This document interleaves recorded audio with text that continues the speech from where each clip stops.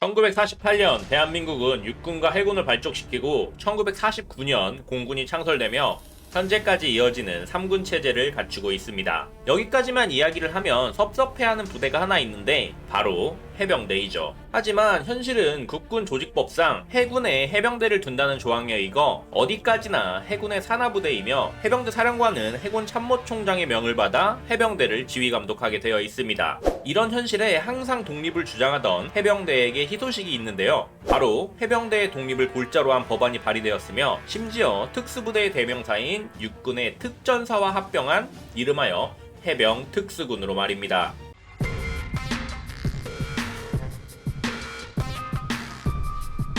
해병대는 1949년 해군 장교였던 신현준 장군의 주도로 대한민국 국군에도 상륙전을 주임무로 하는 부대를 가짐으로써 유사시 초기 진압의 목적을 두어 창설되었습니다. 6.25 전쟁은 물론 월남전 및 최근의 연평도 포격전까지 수많은 전공을 세운 해병대에겐 70년을 이어져오는 소망이 있는데 바로 해병대의 독립이죠. 위에서 말한 대로 국군 조직법상 해병대는 별도의 군조직이 아니며 어디까지나 해군 예하에 있습니다. 따라서 독립적인 작전을 할 수 없으며 심지어 해병대 이사단은 해군이 아닌 육군 수도군단이 작전 통제권을 가지고 있기도 하죠. 이렇게 여기저기서 치이는 해병대에게 몇 해 전 이게 사실인가 싶은 법안이 발의되는데 바로 해병대의 독립을 골자로 한 해병특수군의 신설입니다.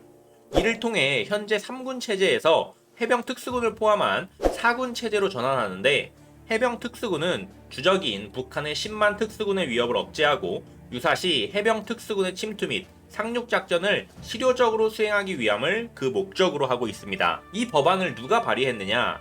바로 홍카콜라 홍준표 위원입니다.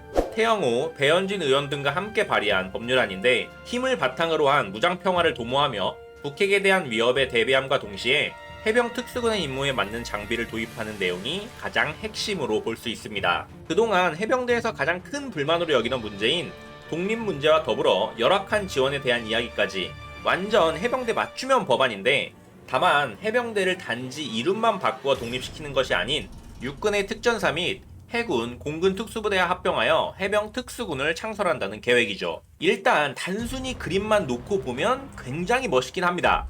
해병 특수군의 특전사를 비롯한 특수부대가 평양으로 침투하여 주석궁을 타격하고 해병대는 남포 및 대동강을 따라 상륙하여 밀고 올라가고 7군단을 앞세워 휴전선을 돌파하는 육군과 이지쌈을 필두로 서해와 동해를 장악하는 해군, 영공은 이미 대한민국 공군의 F-35A와 KF-21 보라매가 주적의 파리새끼 한 마리 이륙하지 못하게 장악하고 있는 그림, 절로 국뽕이 차오르는 그림입니다.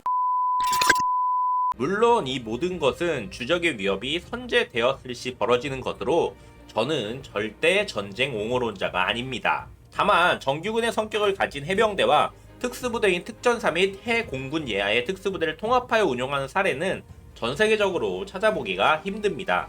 미국의 경우 6해 공군의 특수부대들을 통합한 통합 특수전 사령부를 운영하고 있긴 하지만 각자의 독립성을 유지하는 형태이고 이는 우리나라의 경우도 전시에는 육군의 특수전 사령부 밑으로 모든 군의 특수부대가 배속되며 미국의 네이비실, 레인저 등과 함께 한미연합 특수전 사령부 예하에서 지휘를 받게 됩니다. 또한 가장 큰 걸림돌 중에 하나가 40, 50대 시청자 형님들께서 저보다 더 잘 아시겠지만 해병대와 특전사의 관계는 여러 라이벌 부대들의 관계 중 가장 유명한 앙숙관계입니다. 뭐 국군의 날에 패싸움을 했네, 특전사는 의리가 없네, 무례병이 어쩌고 저쩌고 하면서 수십 년에 걸쳐 오프라인은 물론 온라인에서도 첨예하게 대립하고 있죠. 위에서 이야기한 멋진 그림이 그려질 수도 있겠다는 생각도 드는 반면 세계적으로 전례가 없는 정규군 플러스 특수부대 조합으로 한 지붕 아래 놓는 것이 과연 얼마나 효과가 있을지 물음표가 생기는 것도 사실입니다. 실제로 국방부 또한 이에 대해 난색을 표하고 있는데 각 군의 특수부대들은 서로의 모군과 함께하는 작전으로 시너지를 창출하고 있으며 이들을 분리하여 하나로 통합하는 것이 오히려 효율성이 저하될 우려가 있다는 의견이죠. 해병대 역시 해군과 함께 상륙작전을 함으로써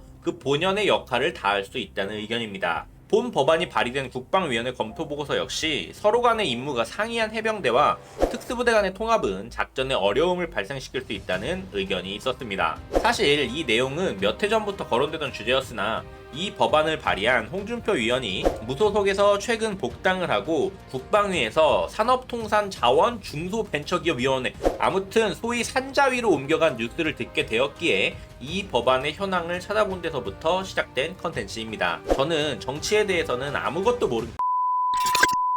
해병대 독립이라는 타이틀만 놓고 보면 해병대 현역 및 예비역들에게는 심쿵할 사안이었지만 아쉽게도 해병 특수군에 대한 법안은 현재 국방위에서 계류 중인 상태이죠. 물론 현실적인 실현 가능성이 높지는 않다고 생각되지만 어찌되었든 여러가지 방법으로 우리 군의 발전에 대해 생각해 볼 수 있으며 그에 걸맞는 무기와 자산을 증강한다는 측면의 내용에 충분히 의의가 있었다고는 생각합니다. 앞으로도 끊임없는 해병대와 특전사를 비롯한 특수부대의 발전을 바라보며 오늘의 영상은 여기까지였습니다.